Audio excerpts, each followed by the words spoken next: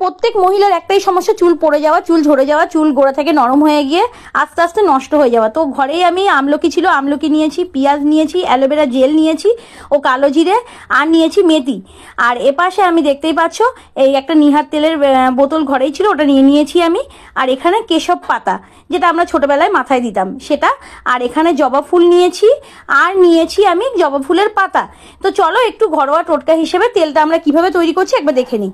তো একবার কড়াইতে আমি এখানে তেল দিয়ে দিলাম, আমার যা ঘরোয়া তেল ছিল সেটাই দিয়েছি। আর সব রকম এখানে দিয়ে দিয়েছি আমি পেঁয়াজ কুচি, আমলকি কুচি, আর সমস্ত জবা ফুলের পাতা যা যা আমি নিয়েছিলাম সমস্ত আমি এখানে সমস্ত কিছু এখানে অ্যাড করে দিয়েছি। দিয়ে আমি আস্তে করে গ্যাসটা কমিয়ে নিয়েছি, কারণ এখানে জোরে দিলে পুড়ে যাওয়া, উতলে ছাপিয়ে যাওয়ার মানে পড়ে যাওয়ার একটা ভাব থাকবে, সেই জন্য আমি কমিয়ে নিয়ে আস্তে আস্তে তেলটাকে 2 ঘন্টার মতো আমার লেগেছে তৈরি করতে।